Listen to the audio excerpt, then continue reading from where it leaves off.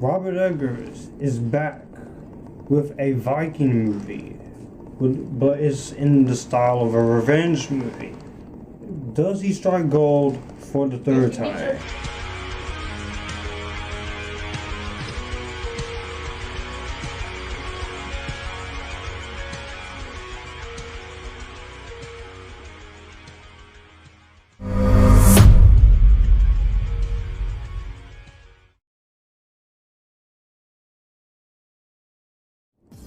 What's going on, everyone? It's Josh here, giving you guys another 2022 related review. This is gonna be for The Northman. This is written and directed by Robert Eggers. This is an epic Viking fantasy film that is adapted from the Amleth stories and stories of the Vikings. This stars Alexander Skarsgård, Nicole Kidman, Claes Bing, Anya Joy, Ethan Hawke, Bjork, and William Dafoe. Now, if you guys are new to the channel, be sure, if you like what you see here, be sure to like this video, comment on this video, share it. Also, subscribe to the channel and hit that notification bell so you won't miss any more videos like this where I talk films, TV, music, and anime. And with that being said, let's get into it. The Northman tells the story of Prince Amleth, and he is on the verge of becoming a man when his father is brutally murdered by his uncle, who kidnaps the boy's mother. 2 decades later, Amleth is now a Viking who raids Slavic villages, and he soon meets a seeress who reminds him of his vow: save his mother, kill his uncle, and avenge his father. When it comes to The Northman, I was pretty anticipated with this one. Now, Robert Eggers is a director I have came around on. When it comes to his first 2 movies, The Witch, I wasn't the biggest fan of at first, but I grew to appreciate that movie a lot more, and it has become one of my favorite horror movies of all time, as well as one of my favorite movies of the last decade.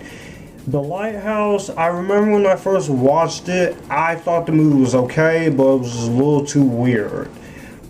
Rewatching it a few more times, it still is weird as hell, but I all in all very much enjoy what the movie had to offer. Going into this, I had huge expectations, because one, the studio, Focus Features, and Regency was going to be giving him $90 million.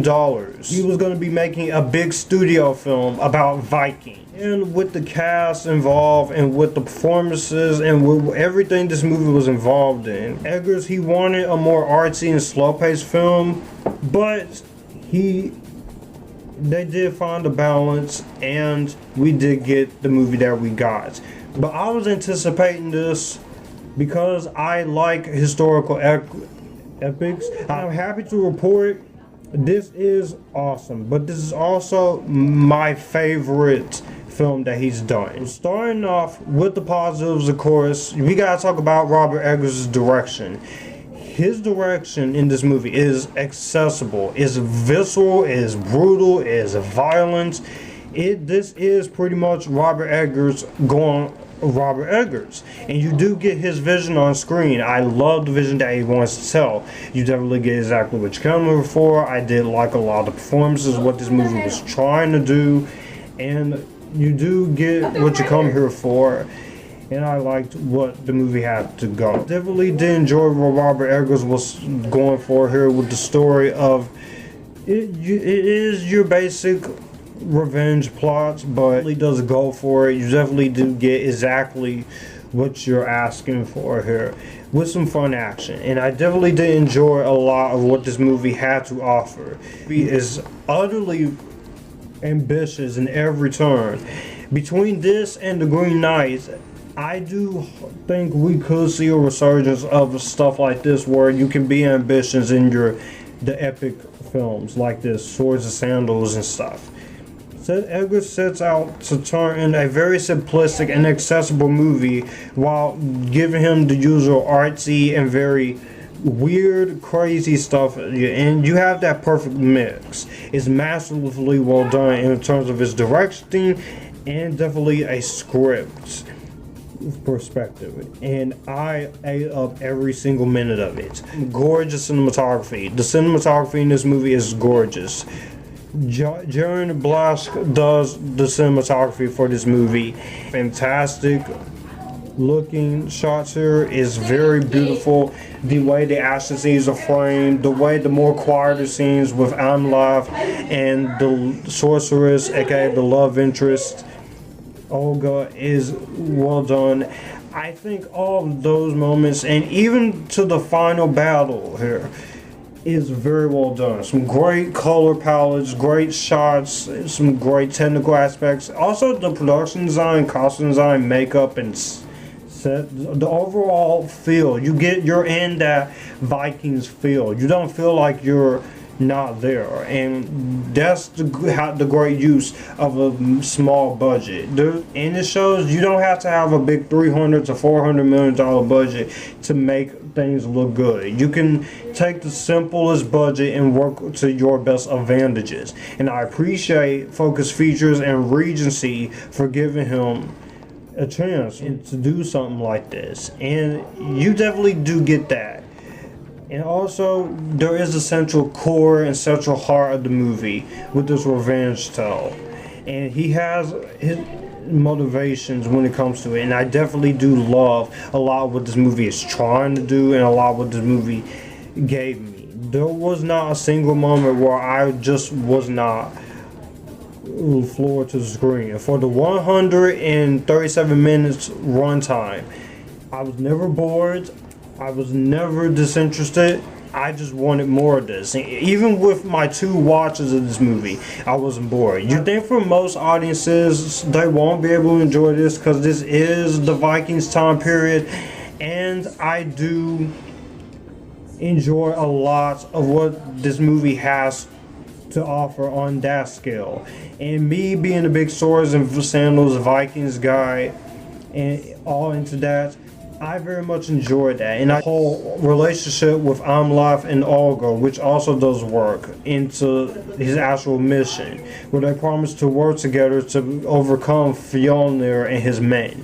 I very much appreciate that, and just the action sequences, especially that brutal, bloody, violent. This movie is pretty violent with its blood. This is not a kids movie. This is hardcore art, and it goes for it. That's what I love about this movie. Speaking into that side of things, as far as direction, writing, and technicality and story goes, I want to talk about the performances in this movie. I have not mentioned the performances here. Alexander Skarsgård. I like this guy as an actor. He is the lead character. He's awesome in here. He kicks ass here. He has to play some very different type of emotions, but I think it comes down to how good of an actor he really is. A lot of people overlook him as an actor. He's awesome, and it's a very difficult role to play off when he is convincing as a savage Viking, but you root for it because of how human he truly is. But Skarsgård relishes every second of it. Nicole Kidman is also very good here at playing a different character than you expect. She is the mother of the character. She is a woman in distress, but she subverts a lot of expectations the more the movie goes on, and gives an awesome performance here. Also, Ethan Hawke I thought was really good as the father of Amleth and Fjolnir's brother. Willem Dafoe, he's not in the movie as much, but when he's on screen, he has a lot of fun in his screen time. I very much enjoyed his performance. Bjork, he's very, very good here. She's not in the movie as much, but she does a good job as well. So I'll give her that, as well as actors like Gustav Lind and Elin Rose Gunnar. Not going without talking about the lovely Anya Taylor-Joy as Olga of the Birch Forest. She is a sorceress, and I thought her performance was really great. Anya Taylor-Joy has been continuing to impress me with every single performance that she gives, and this one is no exception. She's great here. I thought she brings a lot of mentality to it, and I very much enjoyed Anya's performance there. I even loved her chemistry with Alexander Skarsgård and the love interest. So very awesome. Some actors get more screen time than others, but I think everyone in this cast is also very good. This movie has so much to say about revenge and notability and power that does latch onto it. And it's how often you get to tackle these ideas, and you do go for that. And I definitely did appreciate what this movie was trying to go for with all those ideas and themes. And I felt very satisfied by the end of this. I really don't have that many issues when it comes to the Northman. I don't actually have no issues when it comes to this one. None whatsoever. Even on my second watch, it got better. So yeah, I definitely do appreciate that a lot more in what it's trying to do. Northman is one of the best of 2022, and this is, in my opinion, Edgar Wright's best film. It's visually striking, brutal, badass, epitastic deconstruction, as well as staying true to the epic Viking revenge tale that Robert Eggers fully commits to, from his great direction, to the writing, to the cinematography, to the editing, to the performances of Skarsgård, Kidman, Taylor-Joy, and the deconstruction of a lot of themes that just go to.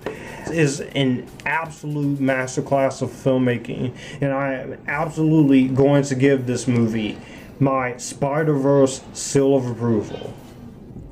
This is not going to be for everyone, so know who you are going into this. If you're looking for one type of movie, you're gonna get it. But if you just want a full-on action movie, there's action in here, but at the core of it all is Robert Eggers trying to tell a story in his way. So those are my thoughts on The Northman. In the comment section down below, what did you guys think? Did you like it? Did you hate it? Or somewhere right in the middle? All my social media links, description box down below. If you'd like to send money to my Cash App, is down there as well as my Amazon wish list. If you'd like to send anything, my address is down there, down below. Also, be sure to hit the subscribe button and bell, get notified when news videos up. Be sure to share these videos, as it does help with the algorithm and it does help the channel grow. And be sure to subscribe to the channel. We are almost at 2,000 subscribers. Help me get there, and we're gonna have something planned for you guys. I might do a little 2K subscribers Q&A since I live. So as always, stay epitastic, join the Epictasticness, and you guys keep it cool.